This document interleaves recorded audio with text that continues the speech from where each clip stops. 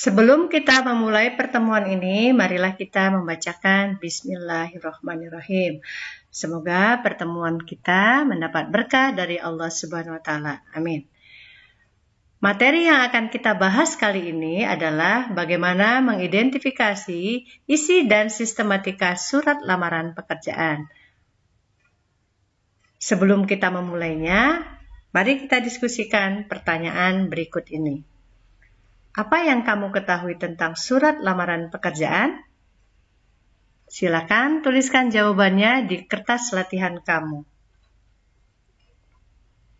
Lalu, mengapa harus membuat surat lamaran pekerjaan? Bagaimana sistematika surat lamaran pekerjaan kita?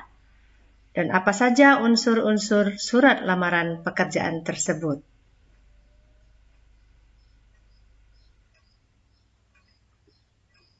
Ya, tulislah jawaban kamu di kertas latihan. Kemudian, mari kita diskusikan.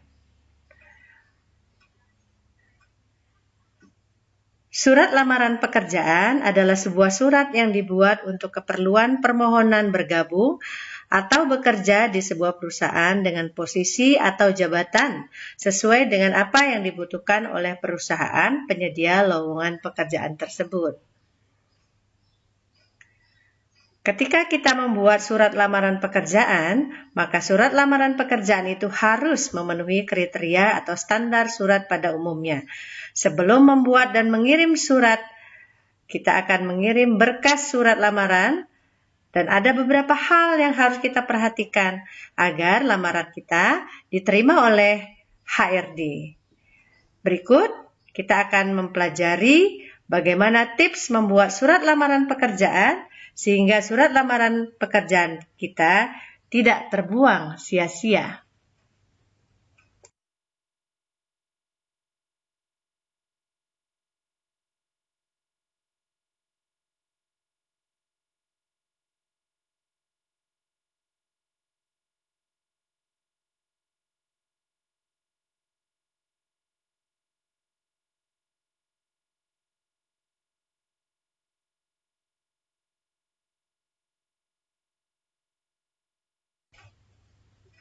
Baiklah, mari kita lanjutkan.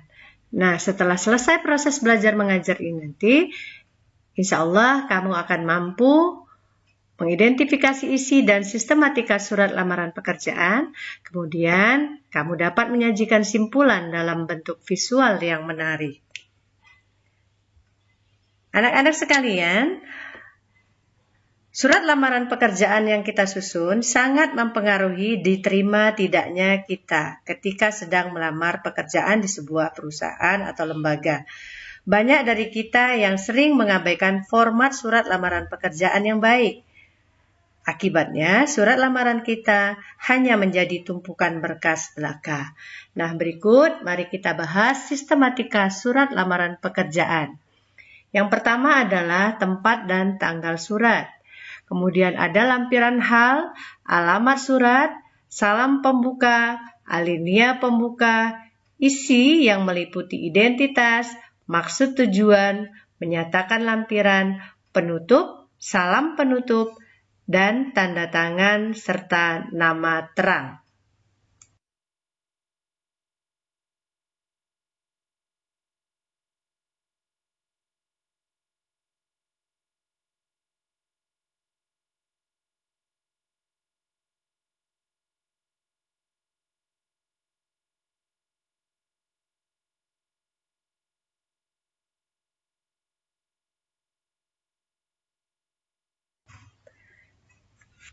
Ayo siswa hebat Indonesia, kita amati sistematika surat lamaran pekerjaan. Yang pertama adalah tempat dan tanggal pembuatan surat. Contohnya, Binjai 25 Juli 2020. Binjai adalah kota tempat di mana kamu tinggal, kemudian tanggal penulisan surat sesuai tanggal kamu membuat surat tersebut. Struktur yang berikut adalah lampiran hal. Kita tuliskan hal, lamaran pekerjaan, lampiran, satu berkas. Lihat penggunaan huruf kapitalnya. Nah, berikut adalah alamat surat. Yang terhormat, Kepala Bagian Personalia PT Alfa Jaya, Jalan Duku nomor 25, Limau Sundai di Binjai. Ini adalah alamat tujuan perusahaan atau lembaga yang ingin kita lamar pekerjaannya. Kemudian, struktur yang berikut adalah salam pembuka. Cukup kita tuliskan dengan hormat, diakhiri dengan tanda koma. Selanjutnya adalah alinea pembuka. Berdasar iklan yang dimuat dalam Harian Umum Indonesia Jaya, tanggal 20 Juli 2020, tentang adanya lowongan pekerjaan sebagai konsultan keuangan yang Ibu Bapak pimpin, saya yang bertanda tangan di bawah ini. Nah, dari mana kita memperoleh informasi itu? Itulah yang kita tuliskan. Misalnya di contoh surat ini adalah Harian Umum Indonesia Jaya. Ketika kamu melihat pengumuman itu di website atau di media online lainnya, silakan tuliskan alamat di mana kamu melihat pengumuman itu dan tanggal berapa. Kemudian lowongan sebagai apa? Di sini sebagai konsultan keuangan. Langsung saja kamu tuliskan misalnya konsultan keuangan atau konsultan hukum, staf administrasi dan sebagainya. Langsung kita tentukan pilihan kita. Inilah yang ada di alinea pembuka. Selanjutnya adalah isi surat lamaran pekerjaan. Di dalamnya ada identitas, maksud, dan menyatakan lampiran. Di sini ada nama, tempat tanggal lahir, pendidikan, nomor handphone, email kamu, dan alamatnya. Di sini kita tuliskan, lihat contoh penggunaan huruf kapital, huruf kecil, dan sebagainya.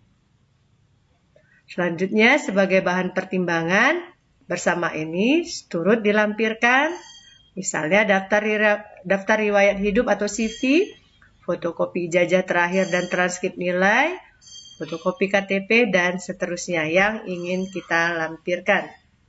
Atau sesuai persyaratan dari perusahaan atau lembaga yang membutuhkan kita.